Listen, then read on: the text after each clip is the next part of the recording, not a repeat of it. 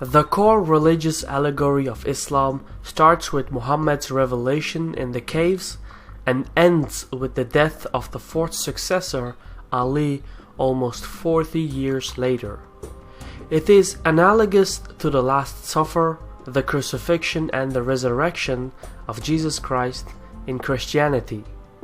In the lifetime of Muhammad, his community gained the control over the Arabian Peninsula, and though he passed away in 632 AD, the religious story doesn't end there, but it is continued through his four closest followers, Abu Bakr, Umar, Uthman, and Ali.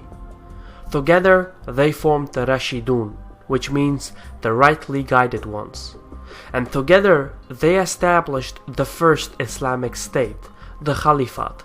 In just 30 years, the Rashidun Caliphate had conquered all of Persia, Egypt, Mesopotamia, the Levant, and even parts of the Byzantine Empire in Anatolia. In some ways, this new state resembled a democracy. The leaders were all elected by a council of representatives. But the transition of power between these leaders was not an easy one.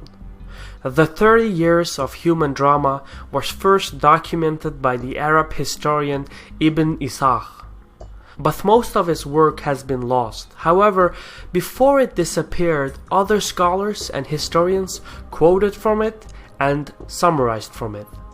The thing is, Islam emerged in literate times. Historians were writing journals, scholars were writing diaries and letters, jurists were writing bureaucratic articles. So from the 7th century onwards, there was a rich record of documents, and that's why we know so many historical details. One historian who used Ibn Ishaq as his major source was the 9th century Persian scholar Muhammad ibn Jarir al-Tabari. He collected many of these records and compiled a chronicle called the History of Prophets and Kings. It was a 39-volume chronology from biblical figures to ancient empires all the way to 915 AD.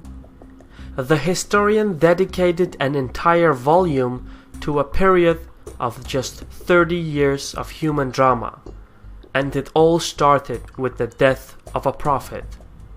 Welcome to Caspian Report by me, Shirvan.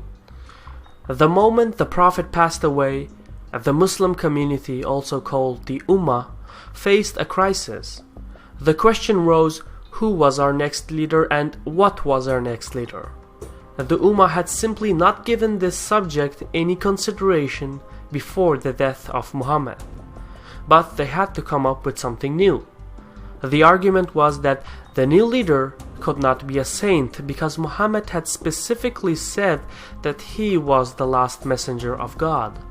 But equally important, the next leader could not just be another king, because the Ummah was not just another country, rather the Muslim community viewed themselves as the embodiment of Islam.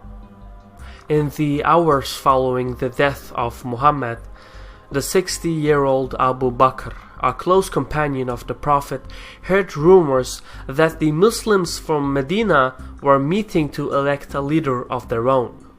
Abu Bakr gathered some of the other companions and crashed the meeting.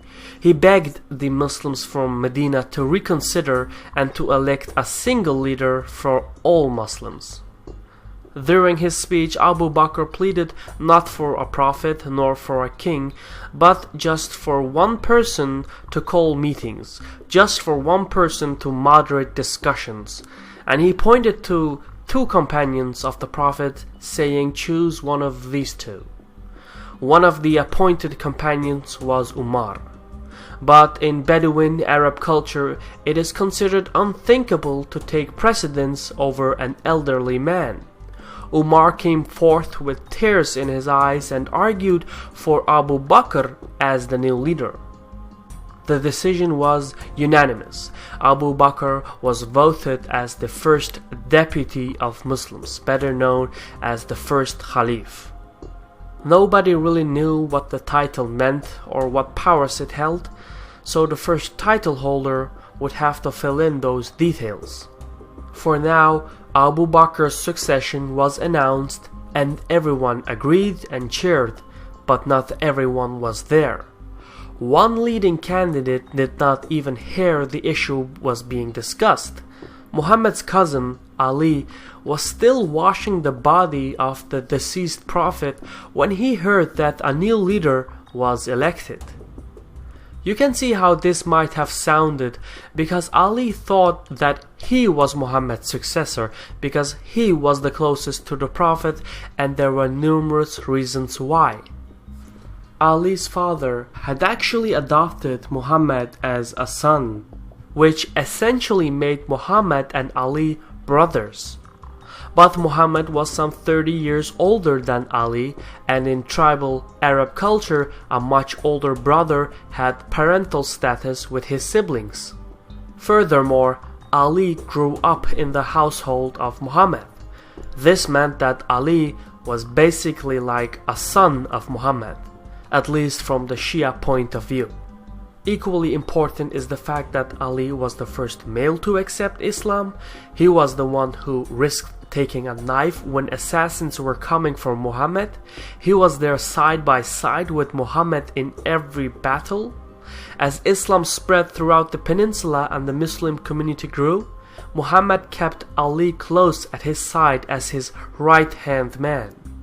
In fact, on the way home from his last sermon, the Prophet held a speech before a crowd of 70,000 to 120,000 people at a place called Al-Khadir Kum, in which he said the following: "Any of you who consider me your patron should consider Ali your patron." Supporters of Shia Islam interpret these words as Muhammad appointing Ali as his heir and successor. Sunni Muslims, however, interpret the words as Muhammad urging a large audience to hold his cousin and son-in-law in high esteem and affection. But perhaps the most important factor why Ali was considered the heir and successor to the Prophet was that Muhammad had no sons. The only grandsons he had was from his daughter Fatima, who was married to Ali. So many consider Ali's sons as Muhammad's grandsons. But from a Sunni perspective, dynastic succession was not Islamic, and Ali's family ties to the Prophet were exactly the kind of things that they had to prevent from becoming an aristocracy. And so when the Prophet passed away, Ali was completely neglected.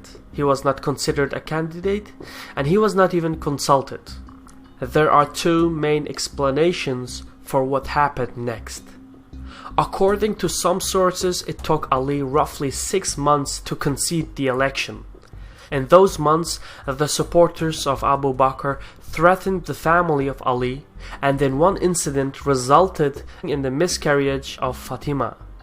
Other sources claim that it took Ali a few days to swear allegiance to Abu Bakr, and that the miscarriage of Fatima was an accident. A dispute like this can never be solved now, but it does show that the disagreements between Abu Bakr and Ali eventually transformed into two different sects of Islam, the Sunnis and the Shias. In either case, whether it's 6 months or 6 days, Ali had conceded the election. What followed shortly afterwards was that all over Arabia, the tribes and clans were seceding from their allegiance to Abu Bakr and the capital Medina. The tribal leaders argued that they had never pledged allegiance to Abu Bakr or the Ummah, but only to Muhammad himself, and with the death of the Prophet, the allegiance was now void. But perhaps the real underlying reason was the zakat, or the charity tax that the tribes paid to the treasury of Medina.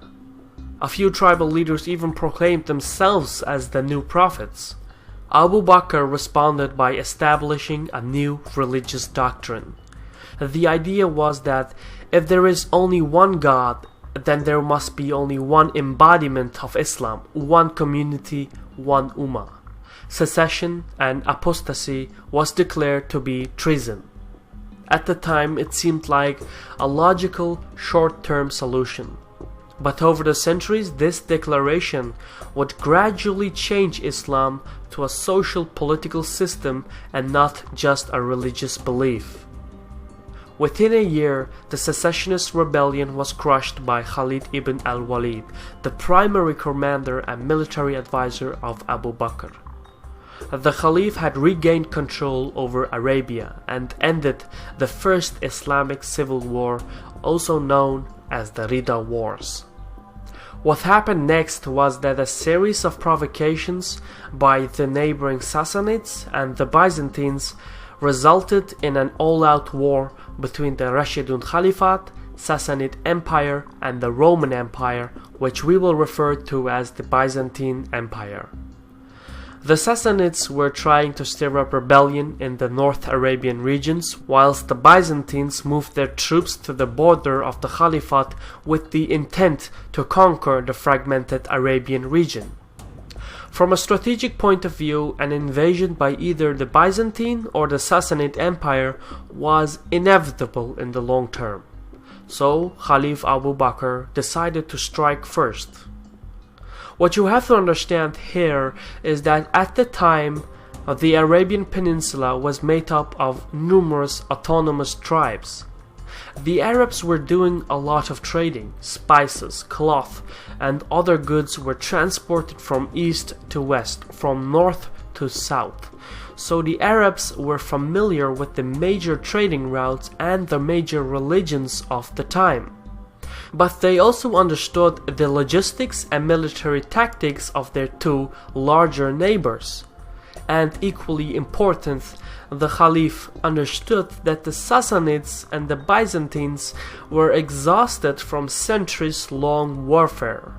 And so Abu Bakr and his closest advisors and military commanders worked on a strategic campaign that within a few decades would lead to one of the largest empires in history.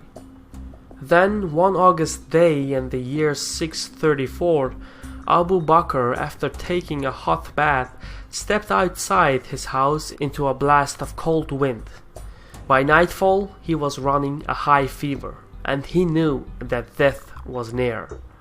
So he called the community's top notables and nominated Umar as his successor.